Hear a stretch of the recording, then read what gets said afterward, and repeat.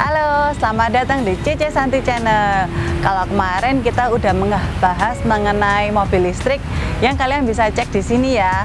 Kalau sekarang kita mau bahas mengenai jagoan baru di kelas LMPV. Kira-kira apa ya? Kita lihat yuk teasernya.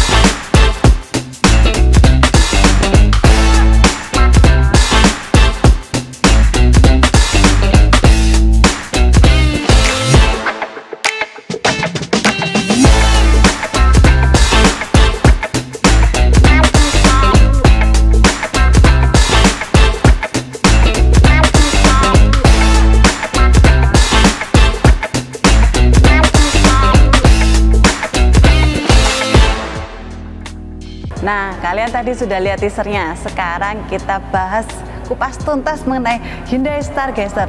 Mobil ini merupakan mobil baru yang diperbincangkan di dunia otomotif karena merupakan mobil pertama LMPV yang dikeluarkan oleh Hyundai. Mobil ini merupakan pesaing kelas LMPV lainnya seperti Avanza, Xenia, R3, dan Expander. Hyundai ini sendiri mempunyai 4 tipe, yaitu tipe terbawah yaitu tipe aktif, kemudian tipe trend, style, dan tipe prime yang seperti akan kita bahas pada hari ini. Sekarang kita bahas mengenai mesinnya. Hyundai Stargazer memiliki mesin 4 silinder, sama seperti yang digunakan di Hyundai Creta. Untuk tenaganya menggunakan 115 horsepower dengan torsi 144 Nm. Untuk tenaganya sendiri dialirkan ke dua roda depan dengan pilihan transmisi manual 6-speed dan automatic IVT. Sekarang kita bahas bagian desainnya ya. Kita lihat desainnya ini terlihat sangat fresh dan futuristis. Untuk lampunya sendiri, lampunya dari kiri ke kanan, mirip seperti mobil apa? Mirip kayak Hyundai Staria. Nah, kita lihat sisi grillnya sendiri ya. Grillnya ini parametrik yang membuat mobil ini terkesan lebih dinamis lagi. Lampunya sendiri terdiri dari tiga macam, yaitu lampu sein, lampu kota, lampu high beam, dan lampu fog lamp. Untuk teman-teman yang sudah mempunyai Hyundai Stargazer yang berada di Surabaya, apabila merasa lampunya kurang terang, kalian bisa konsultasi di B1 Auto Garage ya. Nah, sekarang kita lihat sisi sampingnya. Sisi sampingnya kita lihat ini sangat landai ya. Jadi dashboardnya kalau kita lihat terkesan luas. Kita turun ke bawah untuk desainnya.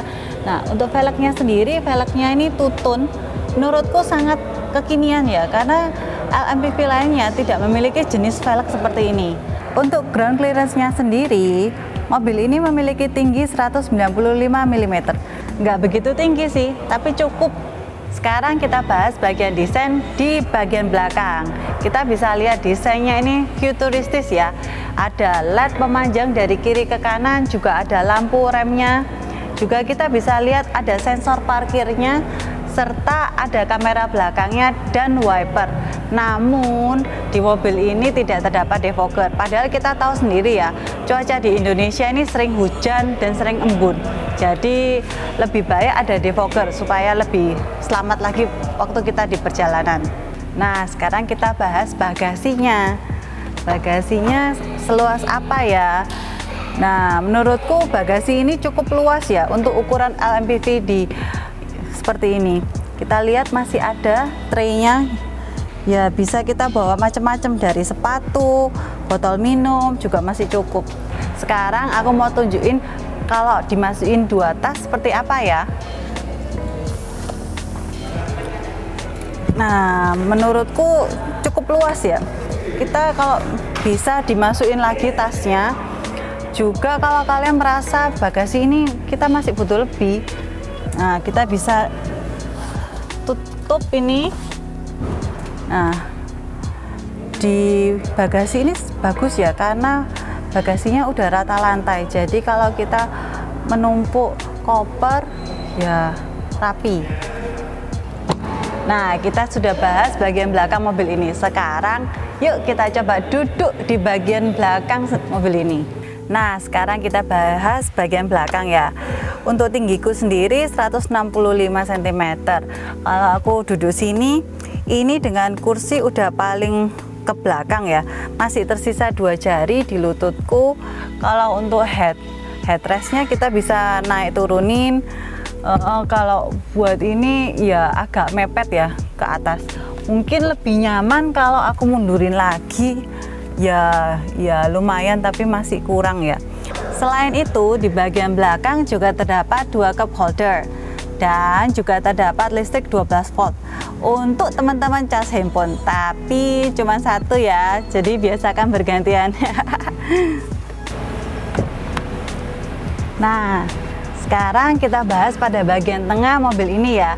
Kebetulan aku dapat serinya yang duduknya Captain Seat, hanya nambah 1 juta rupiah aja kita udah dapat Captain Seat. Wah, berasa like a boss banget ya. Ini juga bisa dimaju mundurin ya.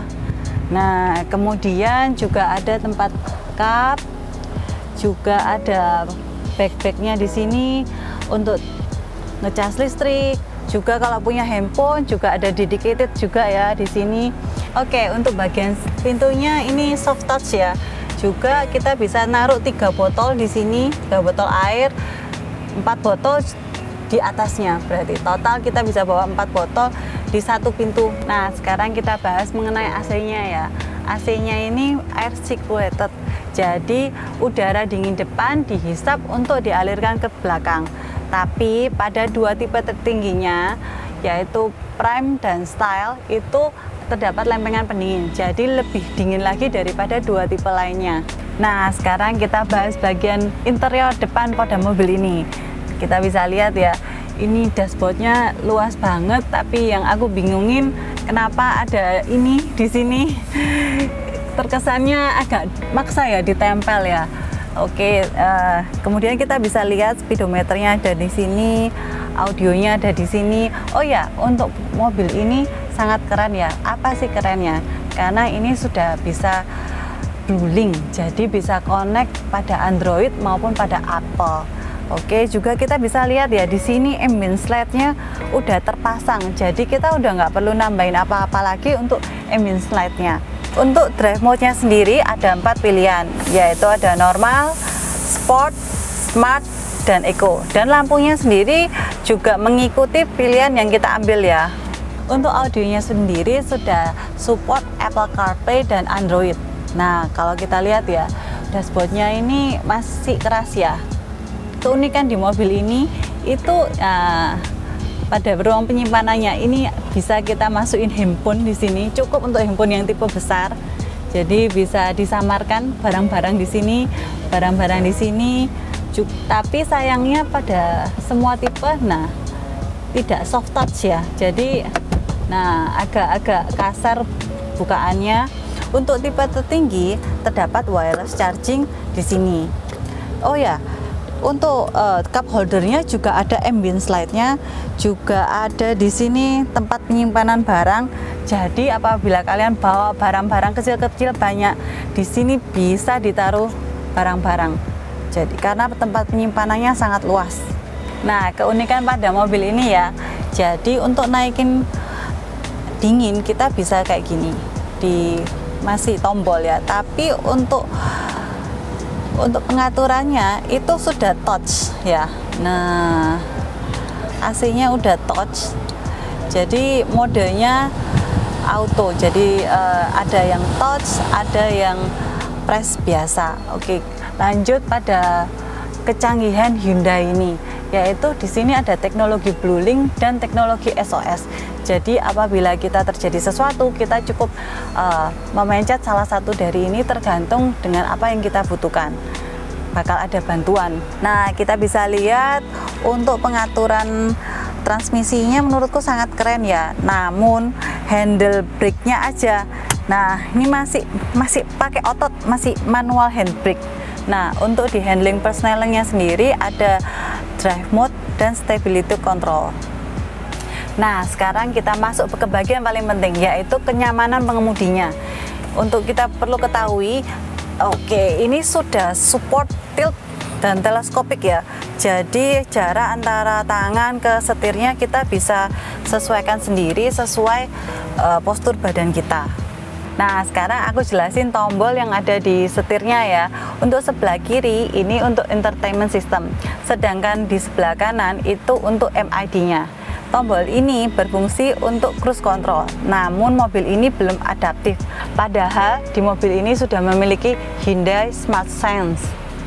Hyundai Smart Sense memiliki fitur radar seperti blind spot monitoring, lane keeping assist, dan sebagainya. Jadi apabila fitur cruise controlnya sudah adaptif, lengkap sudah mobil ini. Sekarang yuk kita test drive.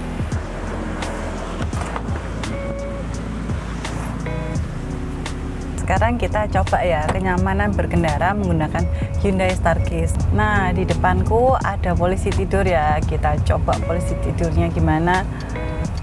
Cukup empuk. Oke. Sekarang kita coba jalanan lurus.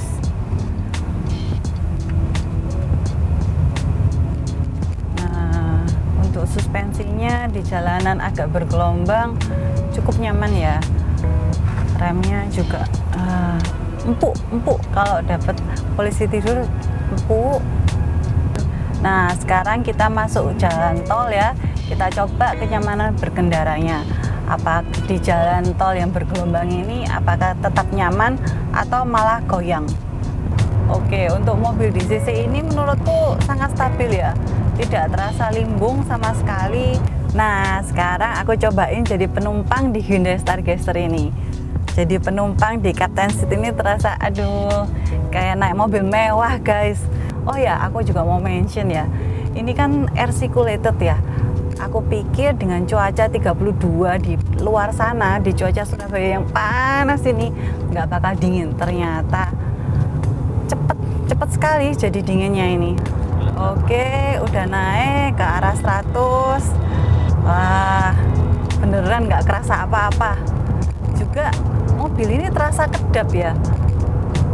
Padahal di kelas ini ya mobil lain kelas ini agak masuk suara bannya ya. Yang ini senyap banget. Oke, sekian reviewku pada hari ini. Thank you kalian udah nonton dari awal sampai akhir. Menurutku mobil ini oke banget ya. Tidak limbung, juga pengalaman mengendarainya juga oke. Apabila kalian yang di Surabaya bisa untuk test drive di tempat ini, yaitu Hyundai Waru di Koeldrik. Alamatnya bakal aku tulis di bawah ini ya.